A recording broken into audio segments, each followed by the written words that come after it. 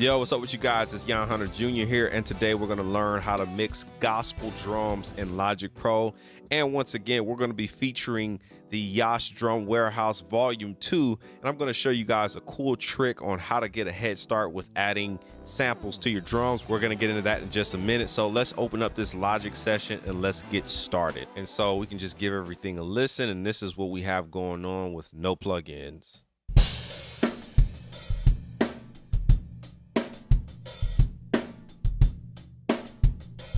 Excellent. We're getting ready to add some samples from the Yosh Warehouse Volume 2. So what we're going to do is we're going to start with the snare drum. Now, I mentioned to you guys earlier about the new presets in Volume 2, which I think is fire. So shout out to my man John Mike and John Yosh and Kevin Kelly and the whole crew for putting this together. So for this one, I decided to use the Yosh Absolute Snare with Room. And then let's add this in. Here we go.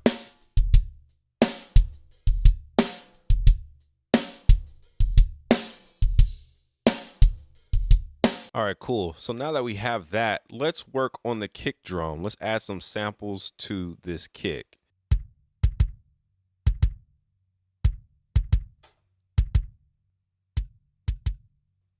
I like this. Yeah. So we got both of those on top of the real kick. Yeah.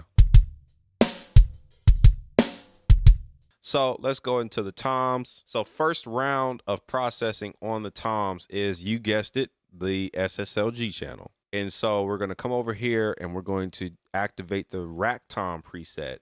So now let's listen to the toms.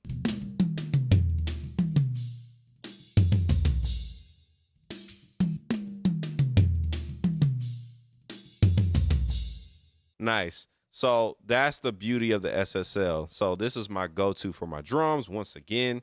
So we're going to pull up a new plugin now. We're going to go back to waves, and then we're going to do the CLA drums. I love this. I use the tom setting, and the first thing I love to do is just bump the highs on it. Maybe turn the gate down just a little bit and a little bit of compression. And now let's listen to the toms. So the next thing we're going to do, we're going to move on to the hi-hat. So my go-to situation for the hi-hat, we're going to pull up another plugin from Slate Digital. Shout out to Slate. And so we're going to do the virtual mix rack.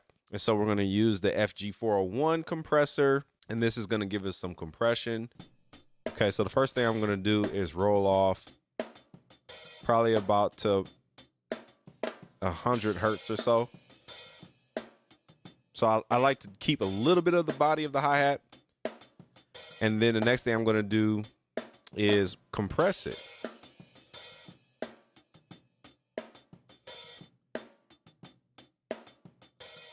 Just bring up that energy.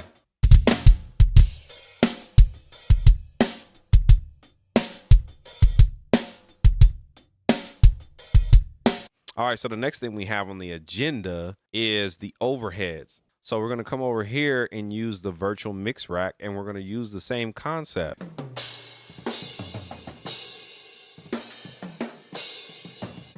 Starting to really come together. Now it's time to add some verb. So on the snare triggers, we're going to, so now that we have this on the drum verb, since we have an up-tempo track, I'm going to leave this plate as is, maybe shorten the decay a little bit and turn the highs up.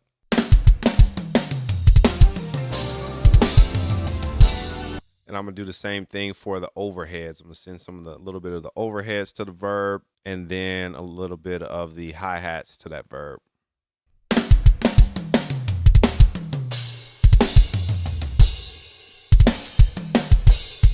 Well, I usually use 3 different kinds of variations of the Yosh Drum Warehouse, just to give it different texture. So we have like some low texture, mid texture, maybe some sizzle. So I'm gonna look for a snare that has some sizzle. Now that we have our stuff gain staged and all that, now let's get into the master drum bus processing.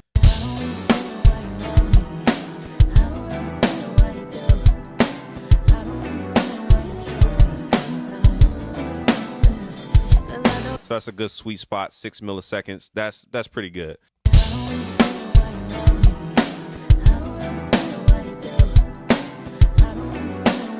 So it's just waking up the drums, giving us a little crispiness. Then I'm gonna turn up the low end a little bit, around 100, not much, but maybe about like a dB or so.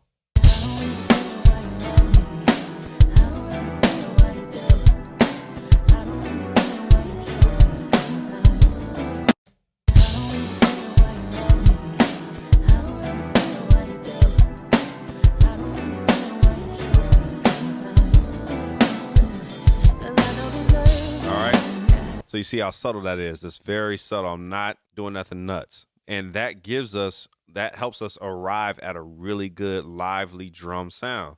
So here's without the samples.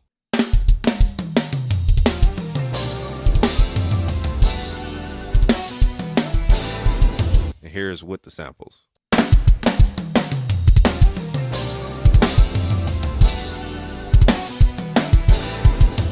All right, guys, so if you got some value out of this video, go ahead and give your boy a thumbs up, subscribe to that YouTube channel, and turn on those bell notifications so you don't miss anything else that's coming from here. And I'll catch you on the next one. Peace.